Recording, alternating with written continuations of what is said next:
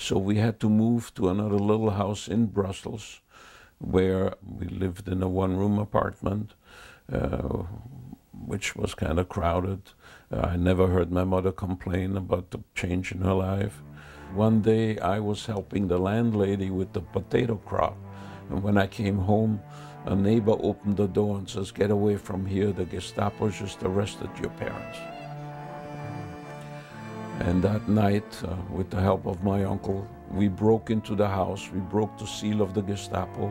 There was like a wall unit in the garden, and in there was a little suitcase that contained my parents' passports and some other documents and a little bit of money. And this is the suitcase I found in the garden. I still have it. I don't know if you can see it. It's just a little leather suitcase. My sister luckily wasn't home. I then managed to hide my sister in the convent school in the famous Waterloo of Napoleon.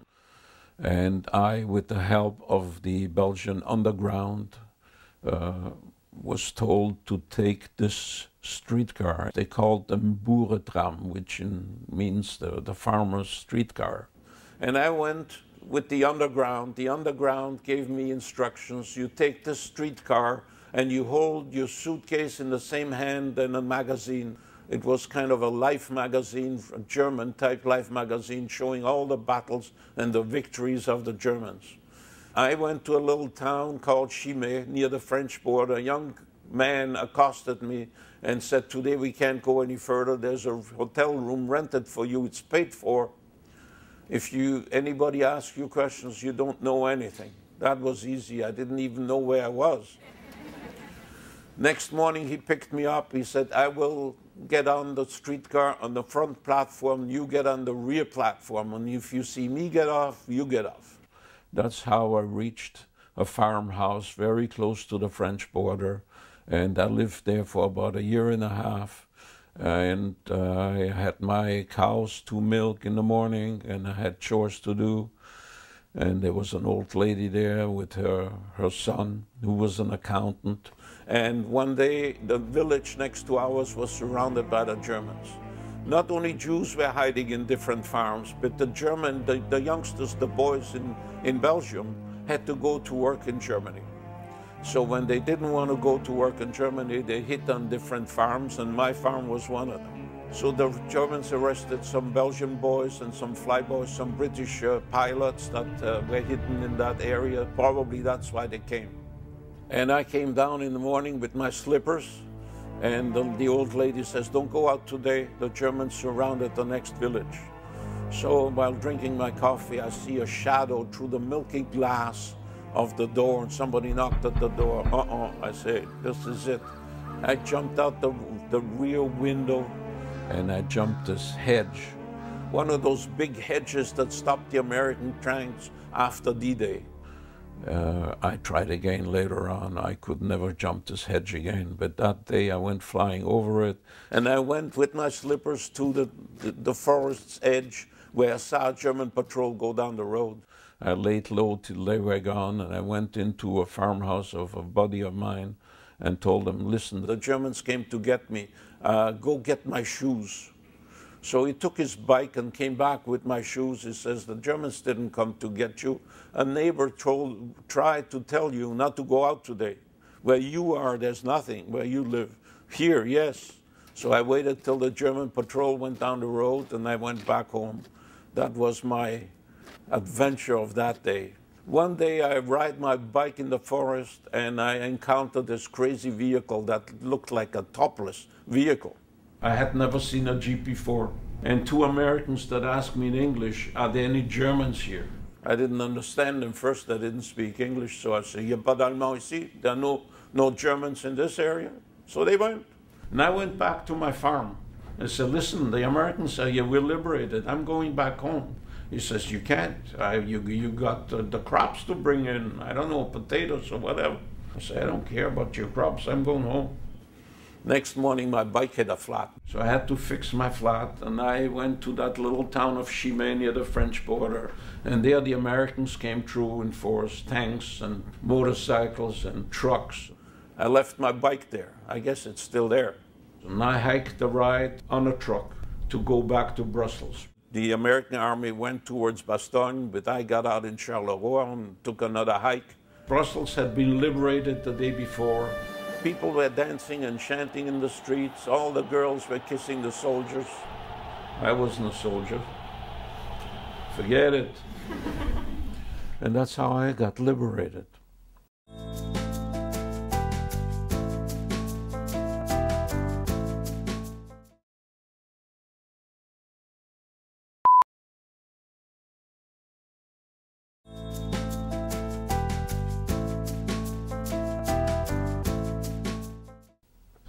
Not because I was smarter, because I was luckier, really. But eventually we found out some people came back from the camps. We believed that our parents would come back because what they did, they threw some letters and postcards from the train saying we are only going to a labor camp in Holland and we'll be back soon. Slowly some youngsters came back that survived the camps, and we found out only then about the massacre that happened in the camps. And we realized that my parents would not come home. The Belgian government gave me a certificate, estimate that my parents that went with the transport number 22 to Auschwitz survived the arrival in Auschwitz by about an hour. When they arrived in Auschwitz, the dogs were barking, the guards were yelling, "Rouse, rouse, fast, hurry up." They would separate the woman from the man. They would send the man in and into an ante-room where they said, "Remember the number of the hook on which you put your clothes." And then they hoarded them into what was called the shower room. Of course, instead of water, gas came out of the faucets, and that took 15 minutes. Then you had a crew of prisoners empty the room, and then it was the turn of the woman. It went an hour, 2 hours, and everybody was dead. That's how Auschwitz worked. In the later days, my parents were arrested in '43, just 1 year before liberation. At the beginning, when they needed workers to build the barracks and build all kinds, so you had a chance to survive. But once the camps were full, the newly arrived people, very few survived. Youngsters could survive, but even though my mother was only 38 years old, she had white hair, and after spending about a week in a cattle car, without food or drink or facilities, you didn't look too good. So they did not survive. My mother died in Auschwitz at the age of 38. One day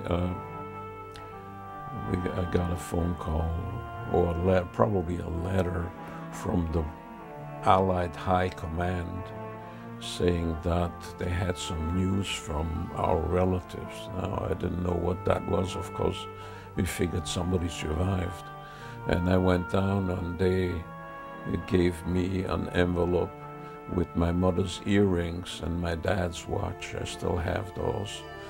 And said that somehow the Germans, before sending people off into the gas chambers, collected all their jewelries and very carefully recorded who that jewelry belonged to. And the Allies had found a whole railroad car full of jewelry, and they now distributed those mementos to, if they could find any relatives alive. It was really strange to obtain my dad's watch and my mother's earrings after after such a long time. Besides my parents, I had lost my grandmother, some uncles and aunts, some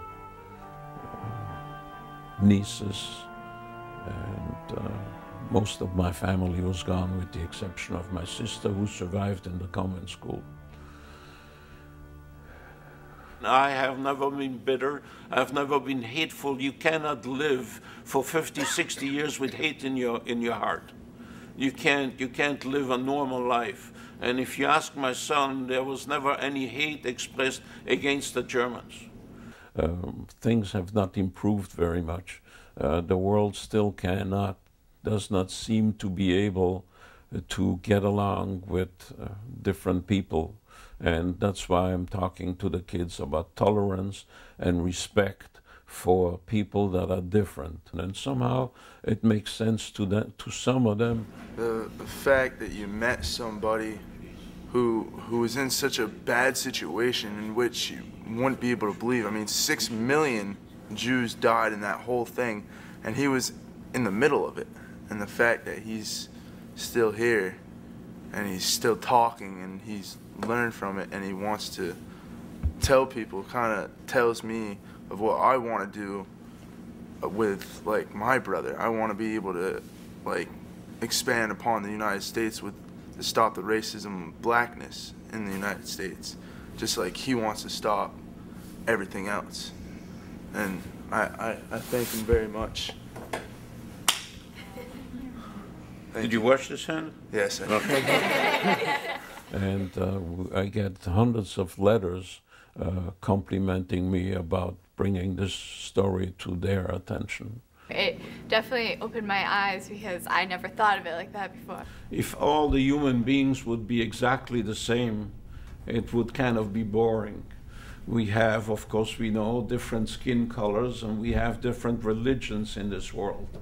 And the message that I would leave with you young people is tolerance and respect for whoever is different. I thank you very much for listening to us. And that's really the message we give to the children. We've lived longer in Canada than anywhere else. And by now, our 3 kids have multiplied into 6 grandchildren and 4.5 great-grandchildren. And we've really never looked back. You left your native Vienna so many years ago. Still the sound of a lively waltz sets your heart aglow. So to keep it beating for